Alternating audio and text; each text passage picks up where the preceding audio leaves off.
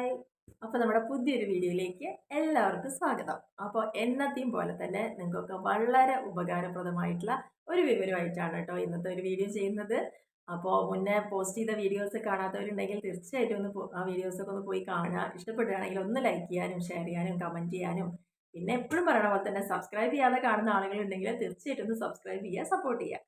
അപ്പോൾ നമ്മുടെ ഇന്നത്തെ വീഡിയോനെ കുറിച്ച് പറയാം. നമ്മളെല്ലാവരും സ്മാർട്ട് ഫോൺ യൂസ് ചെയ്യുന്ന ആളുകളാണ്. നമ്മളുടെ പരമായിട്ടുള്ള കാര്യങ്ങൾ അല്ലെങ്കിൽ വിദ്യാഭ്യാസപരമായ അല്ലെങ്കിൽ ഇൻഫോർമേറ്റീവ് ആയിട്ടുള്ള ഏതൊരു കാര്യത്തെക്കുറിച്ച് നമ്മൾ ആദ്യം സെർച്ച് ചെയ്യാൻ പോയിട്ട് നമ്മുടെ ഫോണിലാണ് അല്ലേ. അപ്പോൾ അതുമായി ബന്ധപ്പെട്ട് നമ്മൾ ഒരുപാട് ആപ്പുകൾ നമ്മുടെ ഫോണിൽ ഇൻസ്റ്റാൾ ചെയ്യാറുമുണ്ട്. എന്നാൽ തീർച്ചയായിട്ടും എത്ര പേർക്ക് നിങ്ങൾക്ക് അറിയുമെന്ന് എനിക്കറിയില്ല. ഇത് കുറച്ച് കാലമായി വന്ന ഒരു ഒരു ആപ്പിനെ കുറിച്ചാണ് അല്ലെങ്കിൽ ഒരു എമർജൻസി നമ്പറിനെ കുറിച്ചാണ് ഇപ്പോൾ പറയാൻ പോകുന്നത്. അതായത് മുൻകാലങ്ങളിലൊക്കെ എങ്ങനെയാന്ന് വെച്ച് കഴിഞ്ഞാൽ പോലീസിന്റെ സഹായം നമുക്ക് അത്യാവശ്യമാണെന്ന് തോന്നുന്ന സമയത്ത് നമുക്കറിയാം 100 എന്ന നമ്പർ അല്ലെങ്കിൽ 100 അല്ലെങ്കിൽ 100 എന്ന നമ്പറാണ് ഡയൽ ചെയ്യാറുള്ളത്. ഇനി എമർജൻസി ആയിട്ട് ഒരു ഫയർഫോഴ്സിന്റെ ഒരു ആംബുലൻസിന്റെ ഒക്കെ വരുന്ന സമയത്ത് 101, 102 അങ്ങനെയുള്ള ഓരോ നമ്പറുകളായിരിക്കും ഓരോ കാര്യങ്ങൾക്കും വേണ്ടിയിട്ട് നമ്മൾ സേവ് ചെയ്ത് വെച്ചത്. എന്നാൽ ഈ അടുത്ത് തന്നെ മൊത്തത്തിൽ നമ്മൾ ഇന്ത്യയിൽ ഒന്നാകെ ആയിട്ട് ഒരു ആപ്പാണ് ഇൻസ്റ്റാൾ ചെയ്തിരുന്നത് 112 അല്ലെങ്കിൽ 112 എന്ന് പറയുന്ന ഒരു ആപ്പ്. അതിൽ ആദ്യത്തെ കാലങ്ങളിലൊക്കെ അത് മൊത്തം ഇന്ത്യ കവർ ചെയ്യുന്ന തരത്തിലുള്ളതായിരുന്നു. പിന്നീട് അത് ഓരോ സംസ്ഥാനങ്ങളും ഇംപ്ലിമെന്റ് ചെയ്യാനായിട്ട് തുടങ്ങി. അപ്പൊ നമ്മുടെ കേരളത്തിൽ അല്ലെങ്കിൽ നമ്മളിപ്പോ കേരളത്തിലാണല്ലോ ഉള്ളത്. അപ്പൊ ഇവിടെ എന്തെങ്കിലും ഒരു പ്രശ്നം വന്നു കഴിഞ്ഞാൽ നമുക്ക് ആ ഒരു കാര്യത്തിന് ഒരു അടിയന്തര ഘട്ടങ്ങളിൽ നമുക്കൊരു സപ്പോർട്ട് വേണം എന്ന് തോന്നുകയാണെങ്കിൽ ഇങ്ങനെ ഇപ്പോൾ പെട്ടെന്നൊരു ഫയർഫോഴ്സിന്റെ ആവശ്യം വന്നാൽ ആ നമ്പർ ചിലപ്പോൾ നമുക്ക് ഓർത്ത് വയ്ക്കാൻ പറ്റിക്കൊള്ളില്ല. അതേപോലെ തന്നെ മറ്റുള്ള എമർജൻസീസ്, ആംബുലൻസിന്റെ സൗകര്യങ്ങൾ അല്ലെങ്കിൽ സ്ത്രീകൾക്ക് കുട്ടികൾക്കുള്ള പ്രശ്നങ്ങൾ, പരാതികൾ, അങ്ങനെ പൊതുജനത്തിന് ബുദ്ധിമുട്ടാണ് എന്ന് തോന്നുന്നു അല്ലെങ്കിൽ ഒരു ഹെൽപ്പ് വേണം ഏത് കാര്യത്തിനായിക്കോട്ടെ. അപ്പൊ അങ്ങനെ ഒരു നിമിഷം നമ്മൾ ഫേസ് ചെയ്യേണ്ടി വരുമ്പോൾ ഒരേ ഒരു നമ്പർ നമ്മൾ നിർബന്ധമായിട്ടും നമ്മുടെ ഫോണിൽ സേവ് ചെയ്ത് വെക്കണം, 112 എന്നുള്ള നമ്പർ. അപ്പൊ അതിൽ ഡയൽ ചെയ്ത് കഴിഞ്ഞാൽ നമുക്ക് ആ നിമിഷം തന്നെ പോലീസിന്റെ ഒരു ഹെൽപ്പ് നമുക്ക് കിട്ടുന്നുള്ളതാണ് അതിന്റെ പ്രത്യേകത. ഇനി ഇതിന്റെ കാര്യം എന്ന് പറഞ്ഞാൽ നമ്മൾ നേരത്തെ പറഞ്ഞു ഓരോ സംസ്ഥാനത്തിലും ഇംപ്ലിമെന്റ് ചെയ്തു എന്ന് പറഞ്ഞു. അപ്പൊ അങ്ങനെ വരുമ്പോൾ 112ലേക്ക് ഒരു കോൾ വരുന്ന സമയത്ത് ഇത് ഫസ്റ്റ് എത്തുന്നത് ആ സംസ്ഥാനത്തെ അതായത് ആ സ്ഥലത്തുള്ള ഇൻഫർമേഷൻ സെന്ററിലേക്ക് ആയിരിക്കും. ഈ സംസ്ഥാനത്ത് ഹെഡ് ക്വാർട്ടേഴ്സ് എന്ന് പറയുന്നത് നമുക്ക് തിരുവനന്തപുരത്തേക്ക് ആയിരിക്കും ആദ്യത്തെ ആ ഒരു എമർജൻസി ആയിട്ടുള്ള ആ ഒരു കോൾ അവിടേക്ക് പോകുന്നുണ്ടാവുക. ഈസി ആയിട്ടുള്ള support system, responsive support system എന്നുള്ളതാണ് ഇത് പറയുന്നത്. അപ്പോൾ ഫസ്റ്റ് ഈ കോള് കണക്റ്റഡ് ആവുന്നത് ഹെഡ് ഓഫീസിലേക്കും അതിനുശേഷം നമ്മൾ ഏത് ലൊക്കാലിറ്റിയിലാണോ നിൽക്കുന്നത് അതിന്റെ ഏറ്റവും നിയറസ്റ്റ് ആയിട്ടുള്ള സ്റ്റേഷനിലേക്കും അല്ലെങ്കിൽ നമ്മളോട് അടുത്ത് നിൽക്കുന്ന പോലീസ് വാഹനങ്ങൾ ഉണ്ടെങ്കിൽ അവരിലേക്കൊക്കെയാണ് ഇത് ഈ ഒരു മെസ്സേജ് പാസ് ചെയ്യാന്നുള്ളത്. അപ്പൊ ഇത് 2-3 തരത്തിൽ ചെയ്യാം. എന്താന്ന് വെച്ച് കഴിഞ്ഞാൽ ഒന്നില്ലെങ്കിൽ നമുക്ക് ഈ നമ്പറായിട്ട് ഇത് സേവ് ചെയ്ത് വെക്കാം. അതല്ല എന്നുണ്ടെങ്കിൽ നമുക്ക് 112 ഇന്ത്യ ആപ്പ് എന്ന് പറഞ്ഞിട്ടൊരു ആപ്പ് ഉണ്ട്. അത് ഇൻസ്റ്റാൾ ചെയ്യാം.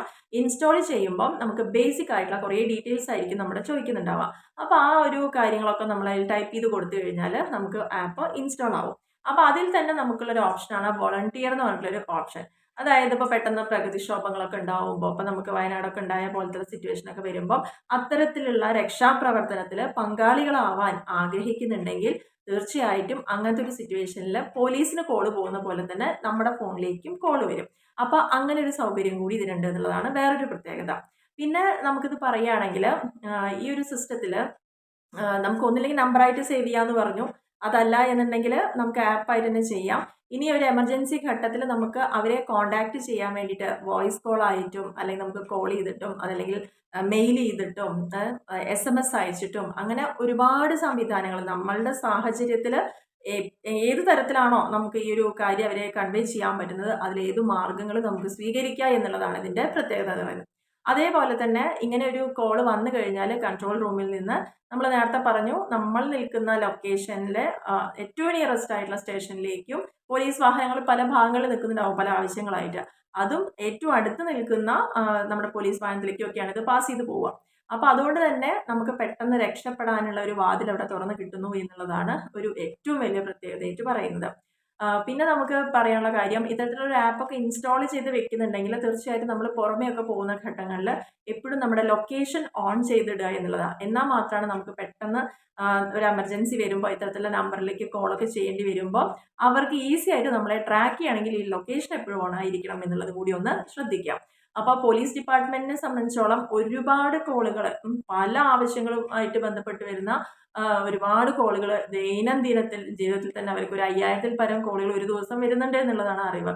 പക്ഷെ അതോടൊപ്പം തന്നെ ഇപ്പൊ ഞാൻ ഈ ഒരു ഇൻഫർമേഷൻ പാസ് ചെയ്യുമ്പോൾ ഇത് കേൾക്കുന്ന ഒരാൾക്ക് ഇതെല്ലാം ശരിയാണോ അല്ലെങ്കിൽ ഇത് റൈറ്റ് ആണോ എന്ന് അറിയണമെങ്കിൽ ചിലപ്പോൾ ഒരു തമാശക്കെങ്കിലും ഒന്ന് നമ്മൾ ഡയൽ ചെയ്ത് നോക്കുന്ന ഒരു പതിവൊക്കെ ചിലർക്കുണ്ട്. പക്ഷെ അവർ പറയുന്നത് ഒത്തിരി പ്രാങ്ക് കോളുകളും അതേപോലെ തന്നെ ഇങ്ങനെ ഡയൽ ചെയ്തിട്ട് അത് ശരിയാണെന്ന് ഉറപ്പുവരുത്താനുള്ള കോളുകളൊക്കെ ഒരുപാട് അവർക്ക് വരുന്നുണ്ട്. അതുകൊണ്ട് തന്നെ ഇങ്ങനെ വന്നുകൊണ്ടിരിക്കുന്ന സന്ദർഭത്തിൽ യഥാർത്ഥത്തിൽ ഉള്ള ആവശ്യക്കാരന് ആ സമയത്ത് കോള് കണക്ട് ചെയ്ത് കിട്ടാതെ വരുന്ന ഒരവസ്ഥയും ഫേസ് ചെയ്യുന്നുണ്ട് എന്നുള്ളതാണ് പറയുന്നത്. അപ്പോൾ എന്തായാലും ഈ ഒരു കാര്യം വളരെ സത്യമായതും അല്ലെങ്കിൽ യാഥാർത്ഥ്യമായിട്ടുള്ള ഒരു കാര്യം തന്നെയാണ്.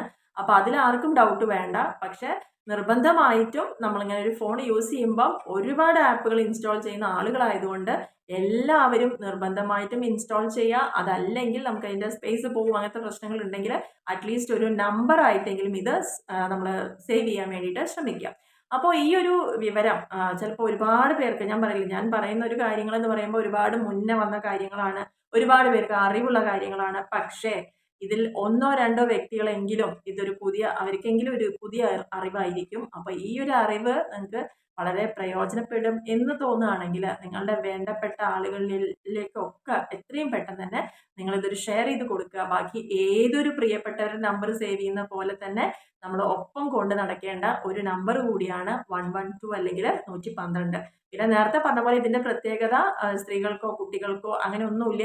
ഏതൊരു പൊതുജനത്തിനും ഏത് ആവശ്യഘട്ടങ്ങളിലും ഒരു ആംബുലൻസ് അല്ലെങ്കിൽ ഒരു ഫയർഫോഴ്സിന്റെ ആവശ്യം അല്ലെങ്കിൽ ഒരു ഡിസാസ്റ്ററുമായി ബന്ധപ്പെട്ട് വരുന്ന പ്രശ്നങ്ങൾ അങ്ങനെ ഏതൊരു അടിയന്തര ഘട്ടങ്ങളിലും നമുക്ക് ഉപയോഗിക്കാം എന്നുള്ള. കാരണം നമ്മുടെ ആ ആവശ്യം ഈ ഒരു ടീമിലേക്ക് കോൾ പോയി കഴിഞ്ഞാൽ അല്ലെങ്കിൽ മെസ്സേജ് പോയി കഴിഞ്ഞാൽ അവർ നമ്മളെ കോൺടാക്ട് ചെയ്യുകയും എന്ത് ആവശ്യമാണ് അല്ലെങ്കിൽ എന്ത് ഹെൽപ്പാണ് അവർക്ക് വേണ്ടത് എന്ന് അറിഞ്ഞിട്ടായിരിക്കും അതാത് സ്ഥലത്തേക്കുള്ള ആ കാര്യങ്ങളുമായി അവർ കണക്ട് ചെയ്തിട്ട് ആ ഒരു സേവനം അവർ ഉറപ്പ് നൽകുന്നുണ്ടാവുക.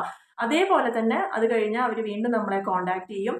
കാരണം നമ്മൾ നമ്മുടെ ആവശ്യങ്ങൾ നേടിയെടുത്തോ അതല്ലെങ്കിൽ അതിനുള്ള എന്തെങ്കിലും താമസം നേരിട്ടിട്ടുണ്ടോ, നമ്മൾ എന്തെങ്കിലും ബുദ്ധിമുട്ടിലാണോ, ഇതുവരെയും നമ്മളുടെ പോലീസോ കാര്യങ്ങളോ അവരുടെ അടുത്ത് എത്തിയിട്ടില്ലേ എന്നൊക്കെ ഉറപ്പ് വരുത്താൻ വേണ്ടിയിട്ട് അവർ നമ്മളെ കോൾ ചെയ്യുകയും ചെയ്യാറുണ്ട് എന്നുള്ളതാണ് വേറൊരു പ്രത്യേകത. അപ്പോൾ തീർച്ചയായിട്ടും ഇത് എന്നെ സംബന്ധിച്ചോളം നല്ലൊരു അറിവാണെന്ന് തോന്നി. അതേപോലെ തന്നെ എന്നെ അറിയുന്ന ആളുകൾ അല്ലെങ്കിൽ നമ്മളുടെ ഏറ്റവും പ്രിയപ്പെട്ട ആളുകൾ എന്ന് കരുതുന്ന ഒത്തിരി പേര് നമ്മുടെ ചുറ്റുമുണ്ട്. അപ്പോൾ അവർക്കൊക്കെ ദയവായിട്ട് ഈ ഒരു വിവരം നിങ്ങൾ ഷെയർ ചെയ്ത് കൊടുക്കുക. അപ്പോൾ എല്ലാ നമ്പറിനോടൊപ്പം തന്നെ കീപ്പ് ചെയ്യാൻ മറക്കരുത് 112.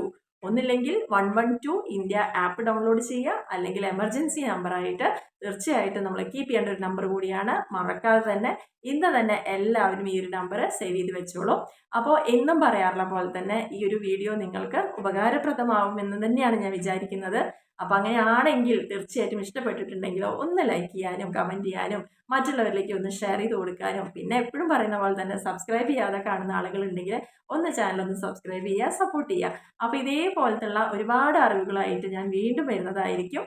മുന്നേ ഞാൻ പോസ്റ്റ് ചെയ്ത വീഡിയോസ് കാണാത്ത ആളുകളുണ്ടെങ്കിൽ തീർച്ചയായിട്ടും ഒന്ന് കാണാം, സബ്സ്ക്രൈബ് ചെയ്യുക, സപ്പോർട്ട് ചെയ്യുക. ബൈ.